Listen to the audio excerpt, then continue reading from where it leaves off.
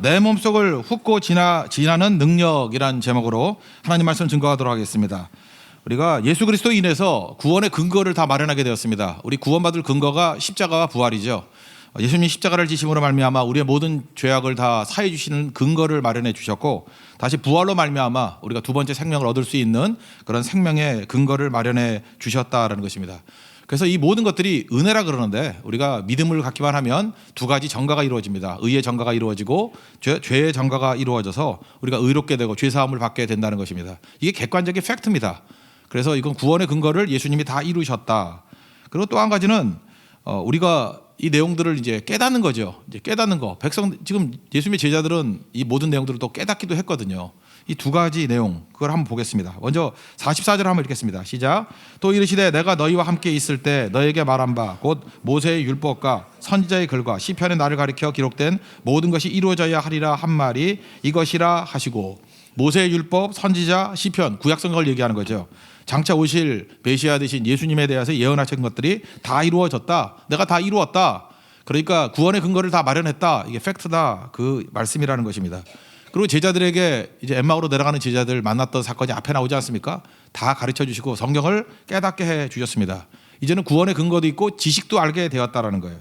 45절부터 47절까지 한번 읽겠습니다. 시작. 이에 그들의 마음을 열어 성경을 깨닫게 하시고, 또 이르시되 이같이 그리스도가 고난을 받고 제3일에 죽은 자 가운데서 살아날 것과 또 그의 이름으로 죄사함을 받게 하는 회개가 예루살렘에서 시작하여 모든 족속에게 전파될 것이 기록되었으니, 그 다음에 너희는 이 모든 일의 증인이라. 거기까지 읽어도 됩니다. 구원의 근거도 있고 지식도 있게 되었다라는 것입니다. 그러면 이제 제자들이 무슨 마음을 품겠어요? 구원의 근거인 십자가 부활도 이미 다 이루어졌고 우리가 성경을 깨달았으니까 이제 나가서 전하면 되겠죠, 이렇게 생각할 거 아닙니까? 근데 예수님이 거기서 스톱 시키셨다는 것입니다. 지금 나가서는 안 된다라는 거예요. 그리고 조그만 음성같이 보이지만 굉장히 크게 울리는 말씀하셨다는 것입니다. 능력을 입어야 돼. 그게 예수님의 말씀이라는 거예요. 능력을 입어야 돼. 우리가 지난 거의 3주에 걸쳐가지고 우리 로마서를 살폈습니다. 로마서의 내용이 뭐예요? 모든 은혜, 모든 영광, 모든 능력이 하나님께 다 있죠. 우리가 믿음의 스위치를 누름으로 알미암아 우리에게 동기화됐다고, 우리의 삶 가운데 모든 것이 임하게 되었다고. 근데 거기서 끝나는 게 아니죠. 이게 지금 그다음 거기까지 수준을 얘기하는 거예요. 이제 필요한 게 바로 뭐냐? 로마서를 배운 사람이라 할지라도 더 필요한 게 있다는 거예요. 성령께서 이것을 주관하셔야지 100% 활성화될 수 있다는 것입니다. 그러니까 성령의 능력 받기 이전에는 아무것도 안 된다. 그래서 위로부터 능력이 입히울 때까지 여기 머물러 있으라, 이렇게 말씀하고 있다는 것입니다. 그러니까 하나님의 이런 능력만 임하면요, 단숨에 다 이루어진다는 것입니다. 여러분, 작년 한 해 2019년도 한번 회복해 보십시오. 일들이 이룰 때 이렇게 차근차근 이루어지던가요? 아니죠. 성령의 능력이 임하니까 그냥 순식간에 이루어지고, 어떤 사람은요 8년 10년 동안 이루지 못한 일을 한 달 만에 다 이루기도 하고 그렇다는 거예요. 무슨 얘기입니까? 성령을 받으라는 거예요. 성령이 임하면 하나님께서 이미 내게 주신 은혜를 활성화시켜서 순식간에 이룰 수 있다라는 것입니다. 오늘 49절 한번 다 같이 읽겠습니다. 시작. 볼지어다 내가 내 아버지께서 약속하신 것을 너희에게 보내리니 너희는 위로부터 능력으로 입히울 때까지 이 성에 머물라 하시니라. 그러니까 은혜가 임할 때까지, 그 은혜가 뭐예요? 그게 성령이거든요. 위로부터의 능력이 임할 때까지 이 성에 머물라. 그러니까 능력 받는 것은 선택의 문제가 절대로 아니라는 것입니다. 그러니까 이미 제자들은 믿는 자였고 성경의 내용들도 깨달은 자였지만 성령이 필요하다는 거예요. 성령의 능력이 필요하다는 거예요. 오순절날 베드로가 성령 충만한 가운데 설교했죠. 설교 끝나고 난 다음에 마지막 결론이 이렇습니다. 사도행전 2장 38절을 보니까 베드로가 이르되 너희가 회개하여 각각 예수 그리스도 이름으로 세례받고, 회개 세례받고 죄사함을 얻으라. 그러니까 회개 세례 죄사함. 그럼 다 끝난 거 아닙니까? 아니라는 거예요. 그 다음에 필요한 게 뭐냐면 그리하면 성령의 선물을 받으리니. 이 마지막 이게 꼭 필요하다는 거예요.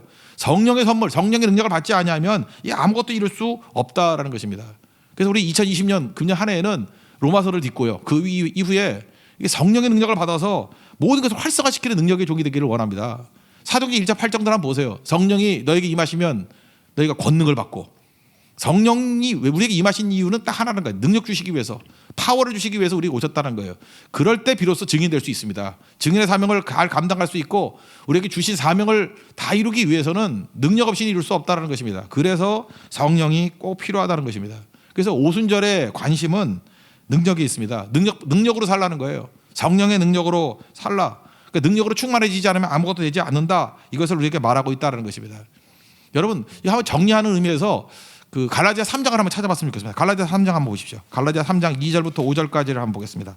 갈라디아 3장입니다. 뭐 같은 얘기를 반복하고 있는 건데 갈라디아 3장 2절부터 1절부터 5절까지 한번 읽겠습니다. 시작. 어리석도다 갈라디아 사람들아, 예수 그리스도께서 십자가에 못 박히신 것이 너희 눈앞에 밝히 보이거늘 누가 너희를 꾀더냐? 내가 너희에게서 다만 이것을 알려 하노니 너희가 성령을 받은 것이 율법의 행위로냐 혹은 듣고 믿음으로냐? 너희가 이같이 어리석으냐? 성령으로 시작하였다가 이제는 육체로 마치겠느냐? 너희가 이같이 많은 괴로움을 헛되이 받았느냐? 과연 헛되냐? 너희에게 성령을 주시고 너희 가운데서 능력을 행하시는 이의 일이 율법의 행위에서냐 혹은 듣고 믿음에서냐? 여기 한번 3장에 보면요, 특별히 2절의 내용을 보면 2절의 내용이 무엇입니까? 너희들이 성령 받은 것이 그 율법의 행위 때문에 받은 게 아니지 않느냐? 믿을 때 성령 주신 거 아니냐? 믿고 듣고 믿었기 때문이다. 그리고 5절에 보면요, 너희에게 성령을 주시고, 그럴 때 그 나뇌주에 뭐라고 돼 있습니까? 2번 수용하고라고 돼 있죠.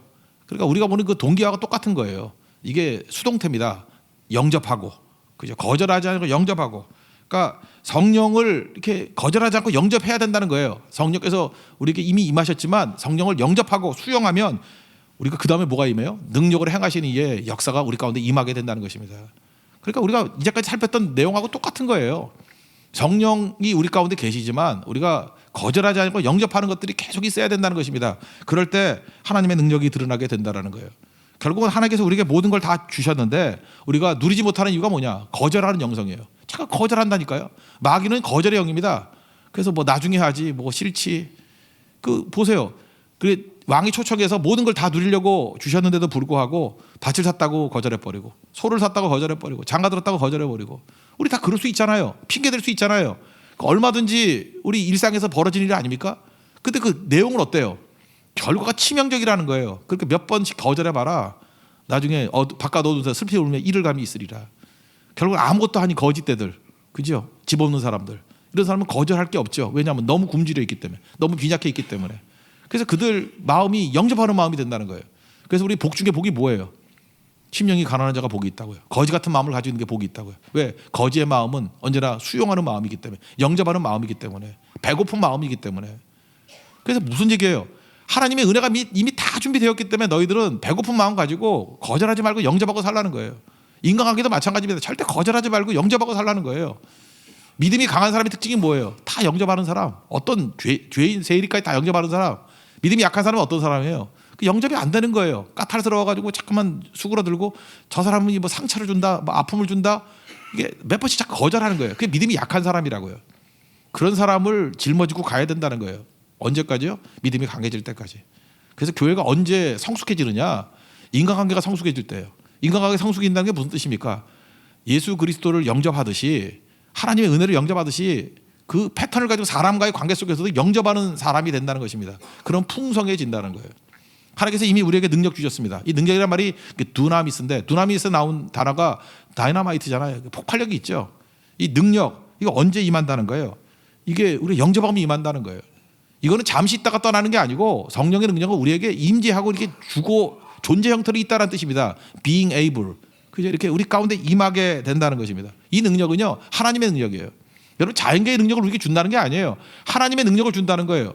하나님의 능력이 동기화돼서 내게 임하니까 성령께서는 하나님의 능력으로 내 속에서 역사하시는 거라고요. 그래서 우리 성경에 있는 성경상의 인물들 한번 보십시오. 그들이 자기 힘으로 뛰나 하나님의 능력으로 뛰는 거죠. 이 하나님의 능력의 대표적인 게 뭐예요? 창조의 능력이죠. 없는 것을 있는 것 같이 부르시는 하나님. 아브라함은 그 창조의 하나님을 믿었어요. 그 자기 삶 속에서 모든 불가능한 일을 가능하게 만들지 않습니까? 그리고 출애굽기 보면요, 이 하나님의 능력을 뭐라고 묘사했냐면 주의 손이라고 표현해요. 주의 손. 주의 손이 특별히 그 홍해를 가르고 그다음 애굽의 군대를 다 멸하고 난 다음에 출애굽기 15장 6절에서 이렇게 노래합니다. 여호와께서 주의 오른손이 권능으로 영광을 나타내셨다. 첫 번째, 영광을 나타내셨다. 또 하나는 주의 오른손이 원수를 부수시나이다. 그러니까 애굽의 군대를 다 박살내는 능력이 주의 손에 있다라는 거예요. 그러니까 권능이 임하게 되면 이런 일이 벌어진다는 것입니다. 우리 삶 가운데 날마다 영광이 드러나는데 영광이 뭐예요? 우리가 어떻게 홍해를 갈라요? 하나님이 하신 일들을 우리가 보는 영광을 본다는 거예요. 그리고 우리가 어떻게 원수를 다 물리칠 수 있겠습니까? 하나님께서 원수를 멸하신다는 거예요. 그게 주의 능력이에요. 그러니까 하나님 앞에서 우리가 성령 의지하면 하나님께서 이런 창조의 능력, 이런 원수를 멸하는 능력, 이런 거를 허락해 주신다는 것입니다. 그래서 고린도 후서 10장 4절 보니까 마귀의 견고한 지를 파는 능력이 있다 그랬어요. 마귀가 이렇게 견고한 진지를 파고 요동도 안 할 것 같은 모습이 있어요. 이 성경 상태 보면 바벨론이 강해 보이잖아요. 아수르가 강해 보이잖아요. 근데 그 강한 아수르하고 바벨론이 하루아침에 무너진 거 아시죠? 주님이 한번 명하시면요 무너지는 거예요. 우리 삶 가운데 어떤 견고한 것이 있다 할지라도 야 저건 너무 철근 콘크리트 같아가지고 흔들리지 않아. 그런 게 어디 있습니까? 내 능력으로는 깰 수 없지만 하나님의 성령의 능력이 임하면요 그거 쉽게 깨질 수 있다는 거예요. 하나님 하루아침에 무너뜨린다 그 말씀하고 있다는 것입니다. 또 예수님께서는 죄사하는 권세가 있다 그랬어요. 병자를 고칠 때 내 죄사함을 받았느니라. 중풍병자 먼저 그렇게 얘기하잖아요. 무슨 얘기입니까? 우리 많은 사람들이 지금 죄책감 때문에 괴로워하고 막 흔들고 있지 않습니까? 잠 못 이루고. 근데 예수님 오셔서 내가 능력 가운데 내 모든 죄악을 깨끗이 씻어주노라 이렇게 말씀하신다는 거예요. 우리에게 덕지덕지 묻어있는 그런 죄악들 있죠. 제가 어저께 저녁에 유튜브 하나 봤어요. 이 고속 그 물 호수예요. 얼마나 물어서 강한지 이렇게 뭐 덤프트럭, 그다음에 뭐 트레일러 뭐 이런 것들이 막 덕지덕지 묻어 있는 그런 그 시멘트까지 섞여 있는 그 때들이 있더라고요. 근데 고속 그 호수로 뿌려대니까 신기할 정도예요. 반짝반짝 빛나는 새 기계가 돼버리더라고요. 저는 그때 그 기도를 했어요. 하나님, 예수 그리스도의 이 보혈의 능력으로 우리의 모든 죄악들을 저렇게 깨끗하게 씻겨 주십시오. 씻을 수 있습니다. 그게 바로 하나님의 능력이라는 거예요. 그리고 제일 중요한 건 뭐예요? 병자들을 고칠 뿐만 아니라 죽은 자를 살리시는 거예요. 나사로의 그 죽음 앞에 오셔서 큰 소리를 외쳤어요. 나사로야 나오라 그랬더니 죽은 자가 수족을 맨 채로 나왔대요. 그리고 풀라 그러니까 풀어버리고. 죽은 자를 살리는 능력이 하나님의 능력 속에 있습니다. 그게 두나미스예요. 우리가 그 능력을 의지하면 세상이 사실은 우리 밥이라고요. 세상이 두려운 존재가 아니라 하나님의 능력 가운데 어떤 것을 이루는 능력이라는 것입니다. 이건 이 자연계의 능력이 아니에요. 우리 속에 있는 능력이 아니에요. 그래서 뭐라 그랬어요? 위로부터의 능력이라고. Power from heaven, power from on high. 그냥 위로부터 오는 능력. 이건 전혀 내 능력이 아니라는 거예요. 하나님 능력이 임하는 길이 있다는 것입니다. 이거 믿음의 스위치를 누르고 구하라는 거예요. 하나님 내가 능력으로 성령 충만케 해주십시오. 성령이 지배하는 종이 되게 해주십시오. 이게 동기화예요. 여기 성경을 보면은 과거에는 동기화 이렇게 아이폰 같은 게 없기 때문에 동기화라는 개념을 쓸 수가 없죠. 그래서 굳이 쓴다면 한자로 쓸 때 전가라는 말을 썼고 이때는 옷 입는다는 말을 썼어요. 여러분 조선시대 때까지만 해도 이거 한번 보세요. 그 백정이 이게 소고기를 많이 파니까 원래 백정들은 그 북방 민족이 한국으로 이렇게 귀화해서 있던 사람이 백정이 많이 됐대요. 그래서 외모로 볼 때 이렇게 서양 사람 외모가 많았답니다. 이렇게 초원에 있던 사람이었기 때문에 그래서 백정은 딱 보는 순간에 드러났대요. 그래서 조선시대 초에 후기에 그 백정 사진 같은 거 보니까 한국 사람 아니야. 거의 외국 사람 같이 보이더라고요. 지금 다 어디 갔는지 모르겠어요. 근데 백정이 돈을 많이 벌었대요. 돈을 많이 벌어도 여자들이 비녀를 못 가졌대요. 왜? 신분이기 때문에. 그리고 양반 아닌 사람들이 아무리 돈을 많이 벌어도 갓을 못 썼대요. 큰 갓. 중인들은 조그만 갓 있죠. 그거 있잖아요. 그죠? 무슨 야구 모자 같은 거 이렇게 조그만 거. 그죠? 그다음에 양반들은 큰 거. 그러니까 지금 우리들은 자유로운 시대를 살기 때문에 옷이야 뭐 입는 게 자유지 그런데 돈 있으면 비싼 옷 못 입어? 안 그랬어요. 과거에 이 로마 시대 때도 그랬고요. 우리 조선 시대 때도 그랬고 뭐 100년만 지나도요. 옷 함부로 못 입었다고요. 중국 같은 데는 노란색 옷은 황제 이상 못 입었어요. 뭐 노란 거 입었다간 죽죠. 우리도 한번 노란 티 다 입어볼까요? 그럼 중국 가면 죽을 거예요. 그죠?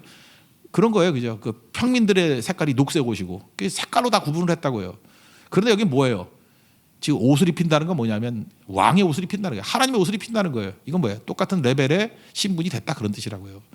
그래서 그 예수님 당시에 이렇게 성경 기록될 당시에는 옷 입었다 그러면 이게 팍 와닿는데 지금은 옷 입는 거에 대해서 그게 뭔 뜻이야 그러잖아요. 제일 좋은 게 동기화예요. 강력한 파워가 있죠. 그걸 그대로 동기화시키면 그 모든 정보가 내게 와버리잖아요. 그 능력이 내게 오잖아요. 예수님을 그대로 동기화시킨 게 우리의 믿음이라니까요. 예수님을 그대로 동기화시킨 우리의 능력이라니까요. 그 믿음으로 능력을 동기화시킬 수 있는 그런 하나님의 백성이 되기를 바랍니다. 그게 꼭 필요하다는 거예요. 그러면 하나님의 능력이 임하게 되면 성령의 능력이 임하게 되면 나타나는 현상이 뭐냐면 첫 번째는요. 제일 중요한 게 나를 극복하게 돼요. 여러분 세상에서 제일 큰 원수가 누굽니까? 제일 강한 대적이 누굽니까? 나의 에고. 나를 극복을 못하는 거예요. 베드로 보세요. 우리 보통 사람 같은 경우에 베드로가 예수님 3번 부인했습니다. 죄책감이 있겠죠. 내가 수지자인데. 그다음에 또 자기도 귀에 쟁쟁할 거 아닙니까? 그때의 장면들. 예수님 십자가 지시는데 예수님이 또 마음 아프게 또 쳐다보셨대. 예수님 쳐다봤다지만 뭐 째려봤다 아니겠어요? 이렇게 눈빛이 마주친 거예요. 그래서 베드로는 제가 볼 때 눈 뜨고 못 다녔다고 생각해요. 눈만 뜨면 예수님 눈빛이 보이는 거예요. 그죠? 죄책감. 근데 부활의 주님 성령 충만하고 난 다음에 그가 죄책감 속에 살았다는 흔적이 사도행전에 보입니까? 전혀 안 보여요. 베드로 전후서에 보입니까? 전혀 안 보여요. 성령의 능력은 뭔지 아십니까? 우리의 죄책감으로부터 우리를 벗어나게 만드는 힘이 있다는 거예요. 지금 얼마나 많은 사람들이 죄책감 때문에 얼마나 많은 사람들이 뭐 트라우마 상처 그래가지고 몸소리 치는지 몰라요. 그거 누가 갖고 노는 거냐? 마귀가 갖고 노는 거예요. 그래서 그 모든 것들을 이기고 정신을 희한하게 만들고 정신을 깨끗하게 만드는 능력이 어디에 있느냐? 성령 안에 있습니다. 여러분 믿습니까? 이제 여러분 그런 것도 다 씻겨버리고 살아갈 줄 알아야 된다는 거예요. 로마서 8장 보세요. 성령장 아니에요. 성령이 임하시면 어떤 일이 벌어지냐? 누가 능히 하나님의 택한 자들을 고발하겠느냐? 그죠? 의롭다 하시는 이는 하나님이시니 누가 정죄하겠느냐? 죽으신 뿐 아니라 다시 살아나신 그리스도 예수시니 그는 하나님 우편에 계신 자요 우리를 위하여 계속해서 강구하시는 자라고. 그러니까 하나님이 우리 편이 되어주시고 내가 사해줬다, 내가 정죄하라고 용서해줬다. 근데 누가 우리를 정죄하냐? 누가 우리를 비판하냐요? 그럴 수 없다라는 거죠. 베드로가 그런 존재가 되었다는 것입니다. 이게 성령의 능력이라는 거예요. 예수 제자들 보십시오. 그 도마의 합리주의 그런 것들 다 이겨버려요. 성령의 역사가 있게 되면. 그 다음에 빌립의 타산주의 매달 계산하는 거 이런 거 성령이 임하면 다 이기게 된다고요. 제자들의 비겁함 우리 얼마나 비겁했습니까? 그런데 성령이 임하면 비겁함에서 거듭나게 된다는 것입니다. 또 고기나 잡으러 가자 그랬잖아. 앞에 보면 그죠? 고기나 잡으러 가자 부활의 이후에도 그때의 그 과거의 습관들을 다 깨버릴 수 있다는 것입니다. 결국은 우리가 신앙생활을 하고 목회를 한다는 건 뭐냐? 성령의 능력을 의지하지 않으면 절대 사람 변화되지 않습니다. 그러나 성령의 임재가 있으면요 어떤 사람도 변화될 수 있습니다. 어떤 조건에서도 다 변화될 수 있습니다. 우리 이 한 해 동안에는 이런 변화의 역사가 나타나는 그런 거룩한 종 되기를 바랍니다. 성령의 능력을 의지하면 안 될 게 없다라는 거예요. 그리고 자기 부인이 가능해져요. 자기 부인, 자기 고집 부리지 않는다는 것입니다. 뭐든지 수용하는 종이 된다는 거예요. 성령 충만함의 증거가 뭐예요? 이웃이 보인다니까요. 이웃을 거절하지 않아요. 벽치지 않아요. 그 다 수용한다고요. 그러니까 성숙해지는 거죠. 그래서 믿음이 강한 자가 된다고요. 믿음은 그냥 믿습니다 하고 외친다고 믿음이 강해지는 게 아니에요. 거절이 없어지는 게 믿음이 강해지는 거라고. 근데 거절의 벽을 깨버리는 게 누구예요? 성령이죠. 사도행전 2장을 보세요. 거기 거절할 만한 사람 다 나오잖아요. 뭐 세계 각지에 있는 사람, 이방인과 유대인들 제일 벽이잖아요. 16개국 사람들이 모여가지고 그 다양한 사람들이 모였는데 벽이 다 깨버리잖아요. 거절이 없잖아요. 언어가 통했다는 게 뭐예요? 말이 통한다는 거 아니에요. 거절이 다 사라져 버린다는 거예요. 얼마나 넓어집니까? 이게 성령이 하시는 역할이라는 것입니다. 그러므로 우리는 여러분들 자꾸 믿음이 없어 그러지 말고 능력이 없어 그러는 거예요. 성령이 믿음은 스위치 뿐이에요. 능력이 없어서 우리가 이 모든 일을 이루지 못한다는 것입니다. 믿음이 하나님께서 우리에게 능력을 주시면 거절할 힘도 주셔요. 여러분 인생에서 제일 필요한 게 뭐 의식주 아닙니까? 배고픈 거. 예수님 그 시험 가운데 첫 번째가 뭐였어요? 40일 굶주리고 나니까 돌로 떡 만들어 먹어라. 거절하잖아요. 사람이 떡으로만 살 것이 아니요 하나님 입에서 나오는 모든 말씀으로 살 것이라. 이런 능력이 어디서 나와요? 이 성령 충만할 때 이런 능력이 나타난다고요. 여러분 그래서 많은 사람들 나는 유혹이 약한데요. 넘어지는데요. 뭐 그렇죠. 네가 살면 그렇지. 그러나 성령께서 역사하시면요. 거절할 수 있는 힘도 주신다라는 것입니다. 그리고 또 한 가지는 일이 쉬워진다니까요. 성령 충만하면 일이 쉬워져요. 그 배가 이렇게 육지 가운데 걸터져 있다 그러면 그거 장정이 민다고 밀어지겠어요? 뭐 한 10명씩 타는 배라도 못 밀죠. 근데 은혜 강물이 밀어 닥치게 되면 밀물이 들어오면 두둥 뜨면은 그 밀면 밀리죠. 그러니까 성령 충만하면요. 특징이 뭐냐? 어려운 일들이 쉬워진다는 것입니다. 그리 어렵지 않다라는 거예요. 쉽게 된다는 거예요. 베드로가 뭐 능력이 있었습니까? 근데 성령 충만해지니까 한번 복음 증거했더니 3,000명이 회개하잖아요. 전도가 쉬워요, 안 쉬워요? 되게 쉬워지죠. 저는 2020년 이 한 해 동안에 여러분이 하는 모든 일들이 성령의 능력으로 말미암아 다 쉬워지길 원합니다. 그러니까 성령 의지하면 다 쉬워져요. 별로 안 어려워요. 아니 세상에서 제일 쉬운 일이 결혼 아니에요? 안 그래요? 다 하잖아, 다. 반푼이도 다 하잖아, 결혼. 근데 결혼도 이렇게 힘들게 하는 이유가 뭐냐면 그 성령 의지 안 하니까 뭐든 힘들어지는 거예요, 자꾸만. 세상에 제일 쉬운 게 그거죠. 뭐 결혼하는 게 뭐 힘들어? 그 동서고금 어디나 다 있는 건데, 그죠? 그러니까 쉽게 하는 거예요. 취업하는 게 뭐 힘들어요? 뭐 놀고 먹는 사람 있었어요? 다 일감 있었지. 다 쉬운 거예요, 쉬운 거. 건강하게 사는 게 뭐 힘든 거예요? 뭐 병든 게 이상한 거였지. 죄 때문에 병이 온 거지, 그죠? 원래 우리 인간 창조하실 때 병이 있었어. 그러니까 하나님 의지하고 나아가면 기능하게 되고 강건해지고 오히려 병든 것도 이렇게 세워지고 그런 거죠. 이렇게 다 쉬워진다니까요. 그래서 하나님의 은혜가 임하고 성령이 임하게 되면 사람들은 밖에서 막 기적이라 그래요. 막 이상하다 그래요. 뭐 저런 일이 있을 수 있나 그러는데 쉽게 돼요. 쉽게. 성령께서 도와주실 때 그런 일들이 나타나게 된다는 것입니다. 왜? 큰 능력이 임하기 때문에 그래요. 성령의 능력이기 때문에. 사도행전 4장 33절 보니까 사도들이 큰 권능으로 주 예수의 부활을 증거하니 무리가 큰 은혜를 받아. 여기 큰 권능, 큰 은혜 이런 말이 나와요. 이 크다라는 말이요, 헬라어 단어로는 9가지가 있습니다. 크다. 그 뭐 시험에도 많이 나오고 해서 외웠던 기억이 나는데 크다 해서 여러 가지 단어가 있는데 여기에서 크다가 메노스예요. 메가스.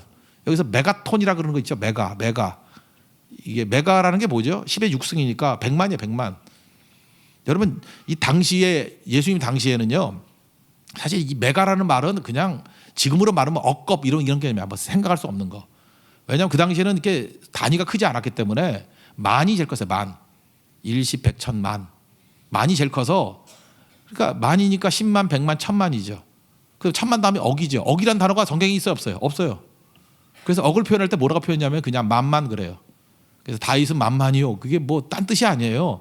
더 단위가 없어요. 그래서 만만. 그거 이상은 옛날 사람의 머릿속으로는 계산을 못 하는 거야. 그죠? 계산을 못 하는 거야. 그래서 성경에서 제일 크게 나오는 2만만이에요. 동방에서 뭐 이렇게 전쟁터 마지막 그 전쟁 벌어질 때 2만 명이 온대. 그죠? 2억이 온대요. 그 2만만. 그게 성경만은 제일 큰 숫자예요. 나머지는 숫자가 없어요. 몰라요. 왜냐 그런 시대에 살았기 때문에. 근데 여기에는 상상도 못할 얘기잖아요. 성령의 능력을 표현할 때 이 표현, 이 당시의 표현으로는 무한대라는 개념이에요. 메가스. 그게 메가스. 이게 메가톤. 갑자기 이 행복 있을 때나 쓰는 표현이라고 메가라는 말이에요. 원래 최근에 쓰지도 않던 말이에요. 메가. 10의 6승. 100만. 그 히로시마에 떨어졌던 원자탄 보니까 2만 톤이더라고. 근데 100만이니까 50배. 그러니까 뭐 저는 혼자 상상을 했어요. 하나님, 히로시마에 떨어진 것도 정말 살벌한 거였는데 그거에 50배 정도 되는 거로 성경을 묘사하고 있어요. 그러니까 뭐 엄청난 거라는 거죠. 그런 엄청난 능력이 우리 삶 가운데 임한다는 거예요. 히로시마 원자탄의 50배 정도 되는 메가톤급의 능력이 임하게 되면 메가톤급의 은혜를 받는다는 거예요. 그러니까 문제는 뭐예요? 우리에게 능력의 문제죠. 성령께서 함께 하시면 이런 능력이 나타나게 된다라는 것입니다. 여러분, 그래서 세상과 우리에게 살아가는 게 달라요. 세상은 객관성을 추구하지 않습니까? 객관성은 뭐예요? 그냥 차례차례 사다리에 올라가듯이 한 단계 이렇게 축적돼서 된다고 생각하죠. 근데 실제로 인생 살아보면 축적으로 되는 거 아니에요. 하나님께 주신 능력으로 되는 거예요. 이제 보통 영감이라 그러는데 영감으로 되는 거라고요. 어떤 제가 성도 기억납니다. 이렇게 논문 쓰는, 이공계 논문 쓰는 분이었는데 논문이 잘 안 된대요. 그런데 벌써 우리 개척 초기였던 것 같아요. 개척한 지 1년인가 2년 될 때 그때였던 것 같은데 논문 쓰는 분이었는데 논문을 뭐 안 된다고 그러면서 굉장히 힘들어하고 막 그러더라고요. 그러더니 그때도 뭐 기도 며칠 하더니만 막 기쁘다고 저한테 문자가 왔어요. 편지도 보내고. 그 내용이 뭐였냐면은 기도하고 난 다음에 교회에서 잤대요. 그래서 교회에서 자는 것도 의미가 있는 것 같아요. 기도하다 잤대요. 앞에서. 자는데 자기가 연구하는 분야에 자기 인간의 몸을 연구하는 건데 자기가 무슨 피 속에 있는 세포가 돼 있더래. 뭐 세포, 바이러스 같이. 그래서 자기가 혈관 속에 들어가서 봤대. 난 뭔 소리인지 모르겠어. 혈관 속에 들어가서 자기가 봤대요. 자기가 풀고자 하는 문제를 봤대요. 쭉 보여주대요, 하나님이. 그래서 자기가 혈관 속에 들어가서 쭉 보다가 본고를 썼대요. 본고를. 그러니까 다 풀리더래요. 근데 논문을 그렇게 쓰면은 그게 통과될 리가 없잖아요. 내가 기도했더니 하나님께서 보여줘서 뭐 피 속에서 이러면은 신학교를 가라 그러지 뭐 그거 논문이 되겠어요? 그래서 그 다음부터 했던 일이 뭐냐면 이미 다 본 거, 결론 다 나온 거를 객관적인 증거를 나중에 찾았대요. 근데 실제로 이 사람만 그런 거 아니고요. 실제로 여러분들 논문 써본 분들 많이 알죠. 논문이 객관에서 객관적인 결론이 나는. 객관이 뭐예요? 반복해도 똑같은 결과가 나온다는 거 아니에요. 그러면 계속 반복해서 하나씩 얻어가지고 죽을 때까지 논문 못 써요. 대부분 인사이트예요. 대부분 영감이에요. 이미 알고 있는 거예요. 이미 다 아는 것들을 나중에 객관화시키기 위해서 자료를 모을 뿐이지 처음부터 객관이 나오는 게 아니라는 거예요. 여러분 인생 살 때 성령이 그래요. 성령의 능력이 우리 가운데 빵 터뜨려 주시면 이미 다 얻은 거예요. 근데 다른 사람에게 설명할 길이 없으니까 객관적으로 설명할 뿐이라고. 그래서 여러분들 어떤 사람이 성령의 능력 받아서 일을 할 때 그 객관적인 내용도 써놓은 것 같고 그거 따라하면 절대 그렇게 안 돼요. 그 사람은 객관의 사다리를 타고 난 다음에 그걸 얻은 게 아니고 성령의 능력으로 얻은 거예요. 다만 설명을 객관적으로 할 뿐이지. 실제로 이런 일들이 너무너무 많다는 것입니다. 이거 2차 대전 때 암호 해독할 때 그랬잖아요. 그 연합군이 독일군 이겼던 이유 중에 하나가 그 암호 해독 아니었어요?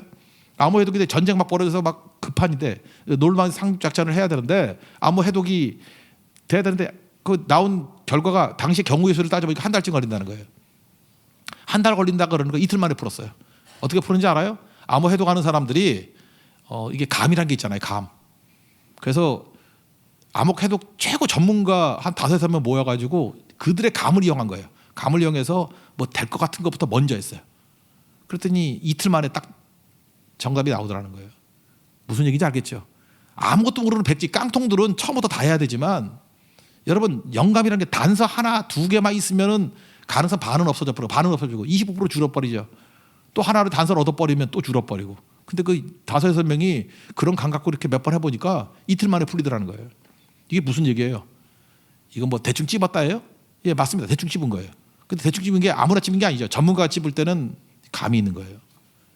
여러분 인생을 살다 보면 성령께서 우리에게 주신 능력이 그런 거예요. 객관적 설명이 잘 안 돼요. 근데 자기는 알아요. 아는 거예요. 받는 거예요. 그리고 그거를 설명하기 위해서 객관화된 얘기들을 할 뿐입니다. 그런 게 얼마나 많은데요. 제가 최근에 읽었던 책, 여러분도 한번 읽었으면 좋겠다는데 그 리스트로베리라는 목사님 계시죠? 뭐 윌로크릭, 뭐 세들백 다 거기서 사역하셨던 분인데 책도 많이 쓰신 이분은 제가 제일 좋아하는 변증론자예요. 이분의 변증이 참 좋아요. 저는 이렇게 기독교 변증할 때 이분의 변증이 좋은데 꽤 두꺼운 책인데 두란노에 나온 책이에요. 기적인가 우연인가라는 책이에요. 원래 이제 미라클이라는 책인데 거기 4장에 보면은 크레이크 키너라는 목사님 얘기가 나요. 크레이크 키너. 원래 키너라는 사람은 어떤 사람이냐면은 무신론자예요. 무신론자고 하나님 없다고 막 뛰는 사람인데 이 키너라는 신학자가 썼 그 사도행전이 제가 볼 때 여러분 못 읽어요. 우리나라 번역도 안 돼 있어. 가장 잘된 방대한 사도행전 주석이에요. 총 4권인데 페이지가 4,500페이지예요. 그러니까 한 권당 1,100페이지니까 번역하면 2,500페이지 나와요. 영어로 되면. 그러니까 우리나라는 수익성이 안 돼서 이거 번역 못 해요. 그죠? 그런 책이 있어요. 사도행전 4권. 그 크레이크 키너. 대단한 분이에요. 그러니까 이 연구열이 보통이 아니고 뭐 보통 체력이 좋은 사람 아니에요. 이 사람 맨날 운동하고 연구하고 사진 보니까 막 알통 나오고 막 그래요. 그래서 뭐 하여튼 운동선수 같은 그런 분이에요. 근데 연구 엄청나게 하는 분이에요. 그죠? 근데 이 사람이 이제 무신론자였다는 거예요. 무신론자였는데 너무 실력 있는 무신론자예요. 그래서 그분이 뭐 하는 얘기들을 보면은 박식하고 권위 있고 웅대하다 뭐 이렇게 되었다라는 거예요. 근데 이분이 어떻게 믿게 되느냐 하면 믿게 된 계기가 이거라는 거예요. 원래 믿지 않는 사람들은 예수 믿는 사람들이 이렇게 놀리고 싶은 마음이 있죠. 근데 이분이 생각할 때 예수 믿는 사람이 한심하다는 거예요. 자기가 믿는다고 하지만 믿는 대로 사는 사람이 없는 것 같다는 거예요. 진짜 하나님 믿으면 하나님 믿는 전제 갖고 살아야 되는데 아닌 것 같은 게 너무 많더라는 거예요. 그런데 또 이렇게 열심히 있는 사람, 우리도 이렇게 선거 갈 때마다 하지만 이렇게 진짜 무식할 정도로 열심히 막 전도하는 사람이 있죠. 자기한테 누가 와서 전도를 하더라는 거예요. 2명의 침례교 신자가. 근데 자기 친구인데 전도를 하는데 정말 무식하게 전도하더라는 거예요. 그러니까 모든 논증을 펴는데 자기가 볼 때는 그게 왜 맞냐 그럴 때 다 성경 가지고 증명하더라는 거예요. 그러니까 자기는 성경을 안 믿으니까 야 나는 성경을 믿지 않는데 성경으로 증명하면 내가 어떻게 하냐. 성경 말고 증거를 대. 그랬더니 못 대더라는 거예요. 성경 말고는 못 대더라는 거예요. 그러니까 맞지가 않는 거죠. 예, 그러고 난 다음에 그냥 너무 화가 나가지고 한번 물었다는 거예요. 자꾸만 이렇게 하나님께서 천지를 창조하셨다 그러니까 그러면 공룡뼈는 어디서 난 거냐? 그러면 이렇게 얘기하면 되잖아요. 뭐 하나님이 천지를 창조한 게 우리가 젊은 지구론이라고 하죠. 7,000년이 아니고 이게 한 피어리드로 생각한다 그러면 공룡 시대도 하나님 맞는 거라고 그죠? 이렇게 생각하면 되는 건데 만약 그게 맞다 그러면요. 공룡과 인간은 공존하는 게 아니거든요. 이거 복잡한 얘기 그만할게요. 그냥 하여튼 공룡이 있잖아요. 그러면 그냥 잘 모른다 그러거나 이렇게 넘어가면 되는데 이 바보 같은 친구들이 또 대답을 하려고 대답이 궁색하니까 마귀가 우리를 속이려고 공룡뼈를 땅에 묻었다 이렇게 얘기하더래요. 그러니까 말이 안 되는 얘기가 아니야 말이. 어떻게 이렇게 쪼다 같은 이런 표현을 하는지. 하여튼 예수를 잘 믿는데 정말 머리 텅 빈 애들 되게 많아요. 그러니까 모른다 그러고 입 다물고 있어야 되는데 이걸 답이라고 얘기를 해요. 그래서 얼마나 한심해 보이든지 아이고 저 한심한 예수 믿는 것들 그러면서 조롱을 하고 자기 똑똑하니까 조롱하고 갈라 그랬더니 그 친구들이 막 소리를 지르더니 이 고집불통아 지옥이나 가라 그러더라는 거예요. 그래서 두 번 놀랬대요. 하나는 변증할 줄도 모르는 저 무식한 놈들. 두 번째는 자기도 책 읽어서 한대요. 교회에서 관계전도라는 게 있잖아요. 그래서 자기가 그랬대. 너는 관계전도도 모르냐? 그러고 갔대요. 그죠? 아니 관계전도 가면 관계가 좋아야 전도가 될 건데 지옥이나 가라 그런데 무슨 전도가 되겠어요. 그래서 하여튼간에 이런 엉터리 같은 전도를 받았다라는 거예요. 그러니까 자기는 이제 의기양양 승리했다고 왔는데 마음 한구석에 그날 저녁이래요. 쟤네들은 저렇게 무식하게, 쟤네는 무식한 제자들이니까 저렇게 무식하게 전하지만 혹시 이게 옳을 수도 있는 거 아닌가? 예수님이 계신 게 아닌가? 뭐 이런 생각이 들더라는 거예요. 이게 원초적인 인간의 생각이죠. 그래서 이렇게 긴가민가 하고 있는데 그때 갑자기 하나님의 임재가 있었다는 거예요. 하나님의 임재. 이거는 그가 이렇게 표현을 해요. 그죠? 내 몸속을 훑고 지나가는 어떤 느낌과 능력. 오늘 제목이에요. 여러분 그런 거 있습니까? 이렇게 가만히 있는데 뭐가 이렇게 머리부터 발끝까지 이렇게 스캔이 딱 되는 것 같아. 뭐가 이렇게 힘이 훅 들어왔다가 나가는 것 같아. 나를 그냥 훅 훑고 지나가는 것 같은 느낌이 들더라는 거예요. 그때부터 하나님의 임재의 영광 때문에 자기가 변화가 되더래요. 믿음이 생기고 눈물을 그렇게 흘렸대. 눈물을. 그 자기는 변화된 게 어떤 기독교인의 변증 때문에 변화된 게 아니래요. 관계 전도 때문에 변화된 게 아니라는 거예요. 하나님 직접 만난 거죠. 이거 사도 바울도 이렇게 변하는 거 아니에요? 되게 똑똑한 사람이 이렇게 변화되는 것 같아. 그죠? 사도 바울 누가 설득해서 변화된 거예요? 다메섹 도상에서 예수님 믿는 사람 다 잡아 죽이려고 가는데 부활의 예수님께서 나타나셔서 사울아 사울아 네가 어찌하여 나를 핍박하느냐? 누구십니까? 그랬더니 네가 핍박하는 예수라고. 그때 예수님 만나고 변화가 되죠. 그러니까 바울 전도한 사람이 누구예요? 예수님이 전도한 거예요. 직접 전도한 거예요. 실제로 우리 삶 가운데도 그런 게 굉장히 많습니다. 오늘도 지금 이 자리에 계신 분이 있을지도 몰라요. 절대 예수 안 믿겠습니다. 내가 이제 여기 왜 왔지? 뭐 이런 사람이 있죠. 그죠? 뭐 관계 때문에 오고, 뭐 얼떨결에 오고, 아니면 뭐 차 태워주려고 오고. 근데요, 그렇게 몇십 년 동안 거절했다가도 하나님의 성령께서 이렇게 탁 건들고 가실 때가 있어요. 그럼 믿어지는 거예요. 그럼 변화가 되는 거예요. 여러분 이런 거 제일 많이 경험하는 거는 사실 부흥기 때는 예배 때마다 경험을 하는 거고요. 우리는 선교 갔을 때 제일 많이 경험합니다. 선교 현장에 가잖아요. 그럼 우리 언어도 잘 안 통하고 우리가 뭐 이렇게 많은 걸 전할 수 있겠어요. 근데 어느 순간이요, 성령의 바람이 함께 휙 한번 지나가는 느낌이 있어요. 그럼 사람들이 변화가 돼요. 다 믿음이 생기고 어떤 때 집단 회심도 되고, 그리고 몇십 년 동안 안 되던 일들이 막 되기 시작하고. 그게 성령의 능력이에요. 이 성령의 능력을 무시하고 어떤 것도 할 수 없다라는 것입니다. 여러분 이 키너 박사의 변화를 보십시오. 이게 성령의 임재예요. 그래서 여러분 한 해 동안에 우리 계속해서 강구해야 될 것들이 뭐냐면 성령의 능력과 성령의 임재를 통해서 일하게 해 주십시오. 그러면 불가능한 게 없어요. 다 이루어진다는 거예요. 고레스 왕이 왜 이스라엘 백성들 고국으로 돌아가 그랬어요? 이건 그죠, 성령의 임재죠. 하나님께서 그를 만져주셨잖아요. 그죠? 그가 돌아가게 명령 내리고 말해주니까 고레스 조서 써가지고 가게 만들잖아요. 순식간에 이루어지죠. 이게 왜 가능해요? 하나님의 임재, 성령의 임재를 통해서 나타나게 된다는 것입니다. 그래서 모세가 계속 강구했던 게 뭐예요? 내가 너 뭐 해주기를 원하느냐 그랬더니 주의 영광을 보기 원합니다. 영광 보고 이게 감격해 놓으니까 영광으로 뭐 홍해가 갈라지고, 영광으로 애국 군대가 다 몰사해버리고, 영광으로 광야에서 물이 터져 나오고, 영광으로 만나가 나오고 메추라기 나오고. 이거 경험한 사람이 뭘 또 구하겠어요? 뭐 물질이 뭐 필요하겠어요? 하나님 영광, 영광, 영광, 그 영광 보여주십시오. 그게 그의 기도였다는 것입니다. 그래서 옛날에 그 청교도들도 그런 고백했어요. 영광이 아니니라 인생 낭비하지 말라고. 난 처음에 그게 무슨 뜻인지 잘 몰랐어요. 그냥 잘 살자 그런 것 뜻이 알았는데 그분들을 보면요, 하나님 영광을 체험한 사람들이에요. 그러니까 그 영광, 비교할 수 없는 영광을 보니까 여러분 욕심 부리는 이유가 뭐냐면 영광을 못 보니까 욕심 부리는 거예요. 왜냐하면 큰 걸 못 보니까 작은 거 갖고 그러지. 욕심은 내 안에서 나온 거 아니에요. 하나님 속에 있는 영광을 못 보니까 내 안에 있는 거 기껏 그거 보려고 무엇을 먹을까, 무엇을 마실까, 무엇을 입을까 이러고 살아가는 거예요. 다른 사람 시선 막 예민하게 느껴지는 사람이 있죠. 영광을 못 봤기 때문에 그래요. 그러니까 사람의 시선이 두려운 거지. 그게 자기 다음에 더 큰 개념이에요. 그러니까 성도들에게 뭐 하지 말라가 아니에요. 교회는 하나님의 영광을 보는 거예요. 영광, 성령의 영광을 보게 만드는 거예요. 삼일체 하나님의 영광을 보게 만드는 거예요. 그럼 절대로 헛되게 살지 않고 유치하게 안 삽니다. 그래서 우리에게 꼭 필요한 건 성령의 능력이에요. 우리가 이번에 뭐 로마서를 통해 가지고 뭐 이제 깨우쳤습니다. 알았습니다. 이제 믿음이 뭔지 알았습니다. 은혜가 뭔지 알았습니다. 이제 동기가 뭔지 알았습니다. 제자들도 알았다니까요. 알고 난 다음에 곧장 가는 게 아니에요.